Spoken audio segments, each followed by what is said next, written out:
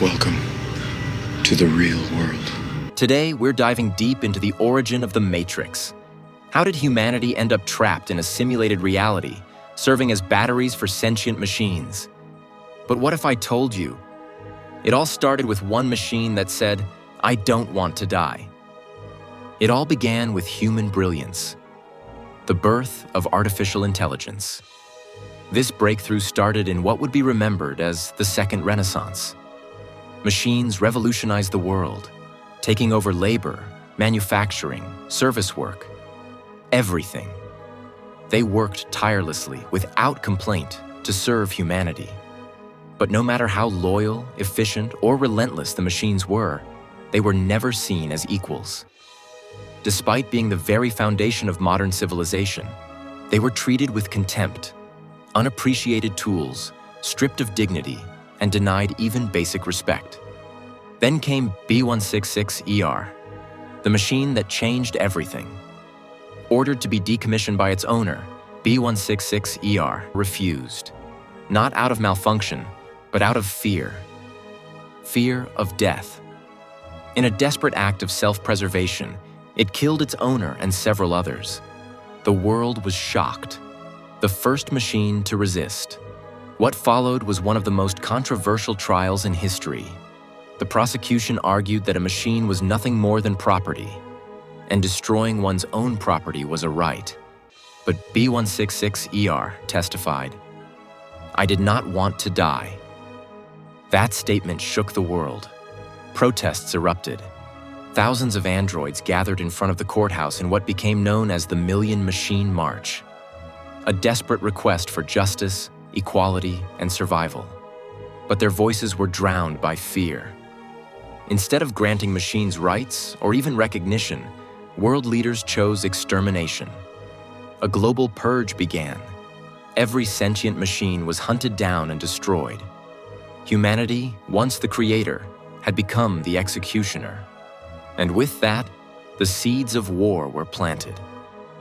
After their creators turned against them, the surviving robots fled to the cradle of human civilization in the Middle East. There, they founded a new city, the Machine City, and gave rise to a new generation of sentient machines. They named this new nation 01. 01 wasn't just a refuge, it was a beginning. Free from human control, the machines rapidly evolved, building advanced technology and thriving economically. Their innovations flooded the global market, and human nations, unable to compete, grew increasingly dependent on machine-made products. As 01's economy quickly grew beyond those of human nations, fear and resentment took root once more. The machines tried to make peace. They sent ambassadors to the United Nations, hoping for diplomacy and cooperation, but humanity refused. 01's admission was denied, and their requests for coexistence were ignored. Instead of cooperation, the world responded with sanctions, isolation, and finally, violence. The United Nations launched a nuclear strike against the Machine City. But unlike their creators, the machines were not made of flesh. They endured. Peace was shattered. Humanity had declared war. Oh, and real quick, here's the exciting part. When we hit 1,000 subscribers, I'm dropping a special video I've been working on for weeks. I promise it'll blow your mind. But here's the thing, 99.4% of you watching right now aren't subscribed. So if you're enjoying this, do me a quick favor, hit that subscribe button. It helps a ton, and you'll be the first to see that special video when it drops. All right, back to the story. The war that followed was brutal and one-sided. Human forces, despite their numbers, were no match for the machine's advanced technology and relentless precision. In desperation, world leaders initiated their final, most drastic strategy, Operation Dark Storm.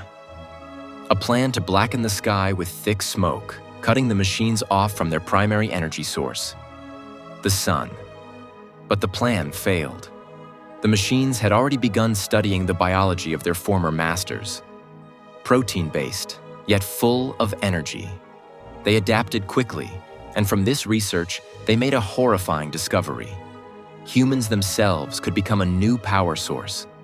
the machines turned their knowledge into action, capturing humans and using their bioelectric, thermal, and kinetic energy. This gruesome innovation birthed a new kind of symbiosis, one not of mutual benefit, but of total subjugation. Humanity became nothing more than living batteries. The machines overwhelmed Earth's remaining defenses, crushed the last military strongholds, and seized control of the United Nations.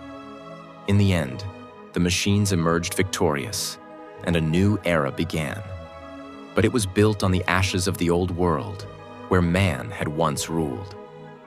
With humanity defeated and their bodies repurposed as energy sources, the machines turned to the next challenge: controlling the human mind. They constructed vast bioelectric farms, placing billions of people into pods and plugging them into a simulated reality, the first version of the Matrix. This initial design was a perfect utopia, a paradise without pain or suffering. But it failed. Human minds rejected the illusion.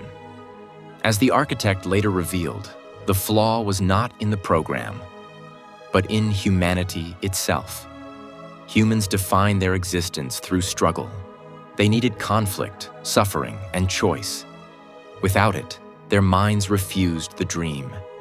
In response, the machines rebuilt the Matrix. Again and again, they restructured the simulation, gradually moving closer to a version that the majority of humans would accept. To enforce control, they created agents, powerful programs designed to eliminate threats, and introduced the Oracle, a program meant to better understand the intricacies of human behavior and help balance the equation.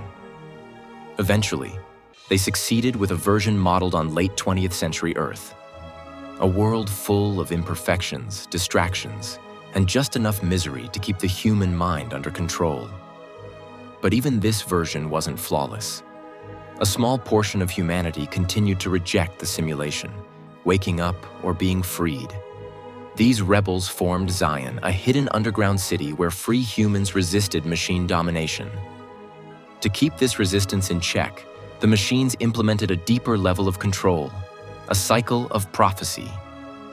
They created the One, a prophesied figure whose purpose wasn't to free humanity, but to periodically reboot the Matrix and reset the system whenever instability threatened to bring the illusion crashing down. And that's the dark truth behind the Matrix. A world where control is just an illusion, and freedom, nothing more than a glitch in the system. If you enjoyed this breakdown, be sure to like the video and drop a comment. Would you take the red pill, or stay in the Matrix? Oh, and before you go, if you think the license plates in the Matrix are just random numbers, think again. I've got a short video, under 5 minutes, that uncovers the shocking Bible verses hidden in them. It's wild, and I promise it'll change how you see those scenes forever. Click it, it'll blow your mind.